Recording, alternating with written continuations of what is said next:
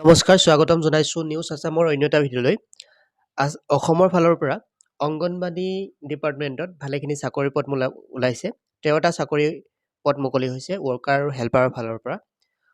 তো যিসকলে ইচ্ছুক অংগনবাদীৰ ৱৰ্কাৰ আৰু হেল্পাৰৰ কাৰণে তেওঁলোকে আবেদন কৰিব পাৰিব।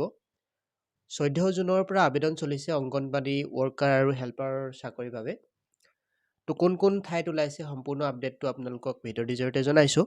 তো ভিডিঅ'টি শেষলৈকে চাব। ইয়াতে দেখিবলৈ পাইছে আপোনালোকে 21 তাৰিখ আপোনালোকৰ লাষ্ট ডেট, 21 জুনলৈকে আপোনালোকৰ আবেদন চলিব। তো কিমানটা পোষ্ট ওলাইছে? মুঠতে আপোনালোকৰ 13টা পোষ্ট মুকলি হৈছে। ইয়াতে অংগনবাদী ৱৰ্কাৰৰ বাবে 4টা পোষ্ট আৰু অংগনবাদী হেল্পাৰৰ কাৰণে 9টা পোষ্ট মুকলি হৈছে। ইয়াতে আপোনালোকৰ দেখিবলৈ পাইছে লোকেশ্যন হৈছে নাওবৈচা আৰু লখিমপুৰৰ। ইয়াতে লোকেশ্যনটো দিয়া আছে, তাতে আপোনালোকৰ চাকৰি হ'ব। আৰু যিসকল মানে তাৰ লোকেল মানুহ হয় তেওঁলোকেহে ইয়াৰ বাবে আবেদন কৰিব পাৰিব। ইয়াতে আপোনালোকে তালিকাখন ভালদৰে চাব পাৰিব। অংগনবাদী কেন্দ্ৰসমূহৰ নাম দিয়া আছে আৰু পঞ্চায়তৰ নাম আপোনালোকৰ পঞ্চায়ত চাব পাৰে কোনটো পঞ্চায়তত চাকৰি মুকলি হৈছে। ইয়াতে আপোনালোকে দেখিবলৈ পাব BMP পঞ্চায়তত ওলাইছে চাকৰি আৰু লগতে ইয়াতে পহুমৰা, তাৰপিছত পহুমৰাত আকৌ ওলাইছে। ইয়াতে অংগনবাদী কেন্দ্ৰৰ নামো দিয়া আছে খানজান আহোম এনেকুৱা ধৰণে।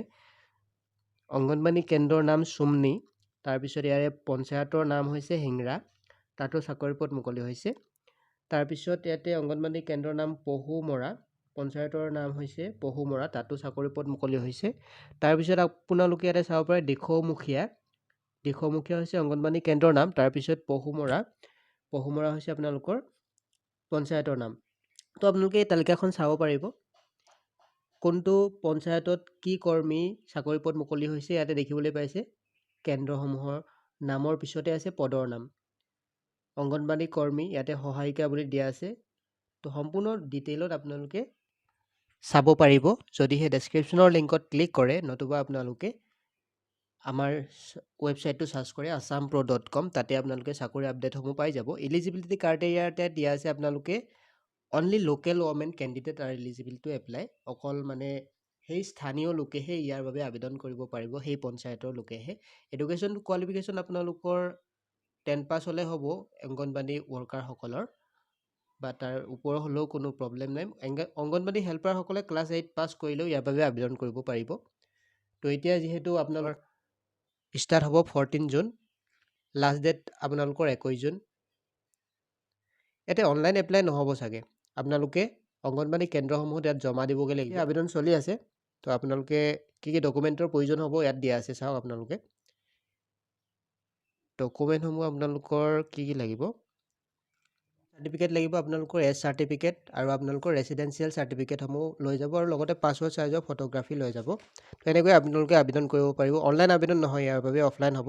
তো আপোনালোকে কেন্দ্ৰসমূহত গৈ অংগনবাদী কেন্দ্ৰত গৈ আপোনালোকৰ এই ডকুমেণ্টসমূহ লৈ যাব লাগিব, আৰু তাতে এখন ফৰ্ম দিব, সেই ফৰ্মসমূহ আপোনালোকে ফিল আপ কৰি জমা দিব লাগিব। তো ভিডিঅ'টিৰ জৰিয়তে ইমানেই জনাবলগীয়া আছিল। যদিহে আপোনালোকে এই পষ্টটো চাব বিচাৰে আপোনালোকে মোবাইলতে চাব পাৰে। আপোনালোকে চাৰ্চ বাৰত চাৰ্চ কৰিব, এনেকুৱা ধৰণে চাৰ্চ কৰিব assampro.com বুলি চাৰ্চ কৰিব। assampro.com বুলি চাৰ্চ কৰিলে ওপৰতে আমাৰ ৱেবছাইটটো পাব, ইয়াতে ক্লিক কৰিব। ইয়াত ক্লিক কৰাৰ পিছতে আপোনালোকে আমাৰ ৱেবছাইটটো মুকলি হ'ব। এনেকুৱা ধৰণে আপোনালোকে দেখিবলৈ পাইছে। ইয়াতে আপোনালোকে কি কৰিব, অলপ স্ক্ৰল ডাউন কৰিলে লেটেষ্ট জব বুলি দেখিবলৈ পাব। ইয়াতে দেখিবলৈ পাইছে Assam anganwadi recruitment 2025 13 worker and helper. ইয়াতে ক্লিক কৰি দিব। ইয়াত ক্লিক কৰাৰ পিছতে আপোনালোকৰ মোবাইলৰ পেজখন অলপ ৱেইট কৰিলে তাত ক্লিক কৰাৰ লগে লগে আপোনালোকৰ এই পষ্টটো মুকলি হ'ব। ইয়াতে আপোনালোকে সকলোবিলাক ডিটেইলছ চাব পাৰিব। তো ভিডিঅ'টিৰ জৰিয়তে ইমানেই জনাবলগীয়া আছিল। যদিহে ভিডিঅ'টি ভাল লাগিল এটা লাইক কৰিবলৈ নাপাহৰিব। তো ভিডিঅ'টি একেবাৰে শেষলৈকে চোৱাৰ বাবে ধন্যবাদ।